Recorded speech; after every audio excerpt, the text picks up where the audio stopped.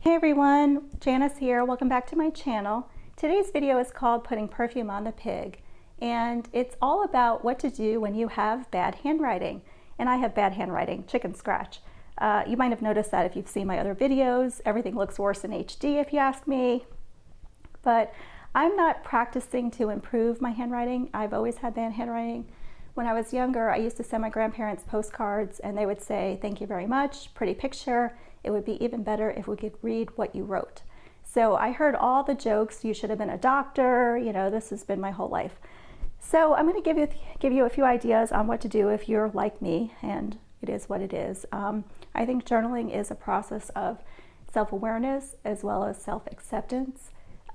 You will find things about yourself that you don't like, and of course you can use habit trackers to, you know, modify your habits and do better, or you could just accept them, which is kind of where I'm at with my handwriting. Okay, so my first tip for today is pick a journal that you actually want to write in, something pretty. So this one is my Chic Sparrow Extra Wide American Dream Deluxe in Honesty. I love this color blue. Oh, it matches my nails. That was not intentional. It's 4th of July today. Happy birthday, America. So, all right, let's just open this baby up. This is the deluxe part. For those not familiar with Chic Sparrow, it just means that you've added pockets. Okay, it's very, very pretty. First thing I did here with my notebook was I put scrap paper and I put some washi and a little bit of bling. So again, make it pretty. More scrap paper. What we have here is I added a label as my header for my index. I can't do calligraphy, and I have tried. I know some people practice modern calligraphy, and I've even bought pens. This is a calligraphy fake kind of pen called Elegant Writer. I got it at Hobby Lobby for $3.99. It's obviously still in its little case because I am not practicing my handwriting like I probably will at some point, at least for the headers. So in this case, I just printed on a label. Notice a couple of other things. My index starts to swoop and swirl, and you know, the margin is to the right, to the left. You know, I just accepted it is what it is. I could have rewritten it. I could have left a few blank pages. I just went with it. And this particular journal is my self-care Sunday journal. I write in this on Sunday mornings, and I watch Joel Osteen and Oprah and just feel a little bit more spiritual. I used to go to church. Maybe I need to go back to church.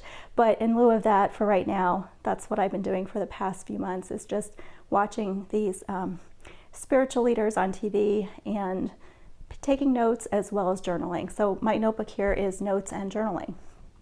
A couple of things. I am using a Sharpie pen, and I'm going to show you a couple of other pen choices, again, just to make your journal, you know, work for you and make it pretty. The background here is watercolor. It does buckle the page a little bit, so I use just an inexpensive watercolor from Michaels. I think any watercolor, because you're adding water to paper, will buckle the page a little bit, depending upon the notebook that you have, but it doesn't bother me. This is just a Moleskine, and that's what happened. I experimented with frames and flourishes, calligraphy, fonts. Love how that came out, but again, it was part of my journey, so I left it in there. I bought stencils on Etsy and, you know, played with that. I played with different color pens, so I was experimenting with my Staedtlers. And let's see, Stabilos I used in here. Certainly my Coletto and my pencil, I think it's called a Pentex.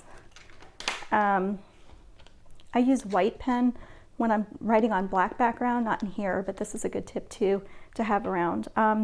I was using my Friction until I realized they're heat sensitive, and you could lose everything you wrote if you write in a Friction and go outside and leave your notebook out. And I live in Florida, so I don't use that for journaling anymore.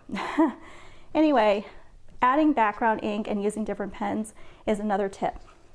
The other thing you'll notice, I used my Silhouette and cut heart stickers, and for the index I put page number heart stickers on the bottom of every page. And again, that's just another decorative element, something to prettify your journal a little bit, and I enjoyed that. I used different Copics, and you can see that throughout. The other tip I have for you is as you have a quote or something that inspires you, you might want to pull that out and, you know, make it into a dashboard. So this is by Alice Walker, The Color Purple. And I love this, that God loves appreciation. I think thank you is a prayer. And when I was younger, I babysat, and I remember they had The Color Purple in their library. So after the kids went to bed, I would read it, and something that stayed with me my whole life, and I'm paraphrasing, but it basically said, you know, somewhere in the field there's a color purple, and God gets really pissed off if you don't notice it. So I try to be very aware of my surroundings and focused on the people in front of me, you know, stay present. And that's what that means to me. So, and I journal about that.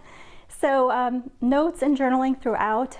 I'm playing with inks, watercolor, gelatos are in here as well. They're very vibrant and pretty, and you could play with that. Certainly made all sorts of dashboards. God will right all wrongs and be your vindicator. Isn't that beautiful?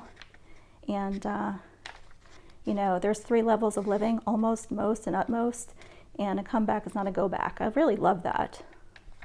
You know, don't get bitter, get better. All these motivational quotes that I heard on Sunday, I made into dashboards for myself. And I added pretty decorative elements from the internet. I'm not really creative enough to just draw these pretty flowers. So when I saw a pretty image, I would print it for myself and add a quote. And I love that friendship is easy, love is demanding. Isn't that the truth? Brene Brown talks a lot about vulnerability. I added a lot of her quotes in here, and so on. So my point is, prettify your journals as, you know, best you can, so you'll enjoy it and want to write in it. So you can see I have a couple pages in the back left, but this is a pretty full book. And the only other thing I'm going to mention is Elie Wiesel passed away the other day, and he was a Holocaust survivor and Nobel Peace Prize laureate. He wrote the famous book Night and Open Heart, a few others that I've read. And you know, he said he was a witness. That was his purpose, to have survived the Holocaust. And he said that it was important to remember the dead, because to forget them would be akin to killing them a second time, is what he said. So anyway, I think that he was a powerful peacemaker. I think it's a great loss to all of us that he passed away. Rest in peace. And that is my notebook. I hope you enjoyed today's video. If you did, please like and subscribe. Thank you for watching today. Ciao for now.